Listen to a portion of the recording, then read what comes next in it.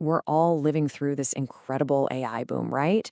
It seems like every single day there's some new mind-blowing model or capability.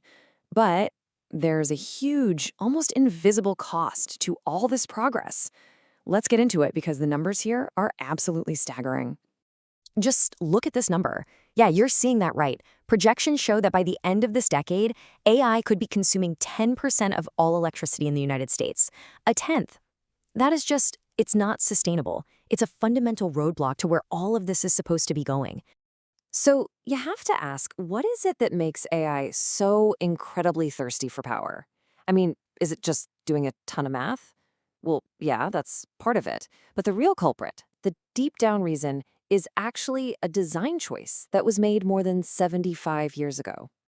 To get what's going on, we need to look under the hood at the chips that are powering this whole revolution. GPUs, graphics processing units. They're amazing at what they do, but they have this hidden architectural flaw, an Achilles heel that makes them wildly inefficient for AI. And this is it. It's called the von Neumann architecture. It's the blueprint for almost every single computer built since the 1940s, including the most powerful GPUs today. Now, the crucial thing to understand here is that the brain, the processor, is physically separate from the memory where all the data lives. And that separation, that's the whole problem. So in an AI system, the chip is constantly, and I mean constantly, shuffling huge amounts of data back and forth between the memory and the processor. Just think about a chef having to run across a 6-lane highway to get every single ingredient one at a time. It's a massive traffic jam. And get this, some estimates say this constant data shuffling accounts for up to 90% of the total energy used. 90% just wasted on the commute. Okay, so if the old architecture is broken, what's the fix? Well, researchers and engineers are taking a page from the most powerful and efficient computer ever known, the human brain. Now, check out the contrast here. On the left, you see that rigid, boxy, separated layout of a normal chip. But on the right, that's a spiking neural network, or SNN. It looks organic, doesn't it? It's more like a biological system. Instead of crunching everything all the time, it communicates with these little discrete spikes, just like our own neurons firing. It is a completely different way to compute. This whole new way of doing things is called neuromorphic computing, and its core idea is to finally get rid of that 75-year-old bottleneck. In these new chips, the processing and the memory are woven together, they're co-located. The chef doesn't have to run across the highway anymore because the pantry is built right into the kitchen. And here's the other brilliant part. Neuromorphic chips are event-driven. They basically just sit there in a low-power state, using almost no energy at all until a new spike of information arrives. Then they wake up, do their job, and go right back to sleep. It completely eliminates all those wasted cycles you get with GPUs, which are always running full blast. Now, this all sounds fantastic in theory, right? But how does it actually stack up in the real world? Let's dig into a recent study that put a neuromorphic chip in a head-to-head competition against a standard NVIDIA GPU. The results here are really fascinating. For a simple job, like basic image classification, the neuromorphic chip used 99.5% less energy and was over 76% faster. Just incredible.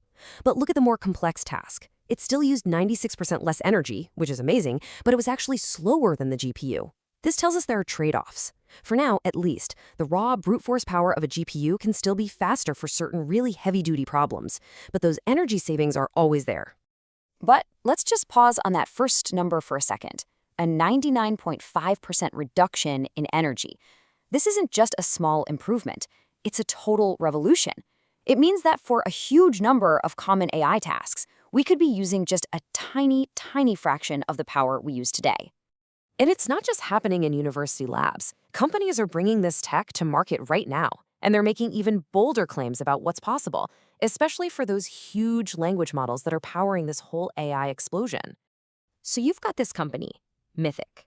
They claim their new processors, which are also based on this brain-inspired design, deliver a 100 times improvement in energy efficiency compared to the standard GPUs. And for large language models, the numbers get even crazier. Their benchmarks show they can generate up to 750 times more text for the same amount of power. So you get way more output for every single watt of energy you put in. That just completely changes the economics of running these things. All that efficiency translates directly to cost. with up to an 80 times lower cost per million tokens generated. This technology could make powerful AI way more accessible, moving it beyond just the giant megascale data centers. You know, this quote from Tanner Ozelick at Mythic just hits the nail on the head. Energy efficiency will define the future of AI computing everywhere. It's not about building faster chips anymore. It's about building smarter, more efficient chips. That is the new race. So, what does this all actually mean for us, for the future of tech? Well, this shift from power-hungry GPUs to hyper-efficient brain-like processors, it changes the entire landscape. Okay, first, sustainability. This directly tackles that huge 10% electricity problem we started with. Imagine AI data centers that don't threaten to break our power grids. That's a total game changer. Second, and this is where it gets personal, it lets us put truly powerful AI on edge devices. Your phone, your car, your smart home gadgets, they can run complex AI locally without draining the battery in 5 minutes. And that unlocks the third point, entirely new capabilities. AI that is always on, always aware, truly personal, running right there with you. We're talking about things we probably can't even imagine yet. And finally, all of this points to a massive shift in the industry, moving away from the current GPU dominance and sparking a whole new wave of competition and innovation. So the question we're left with is pretty big. Are we just looking at a better, more efficient chip? Or are we witnessing the very first true revolution in computer architecture in over 75 years? A move away from the old model to one that actually thinks,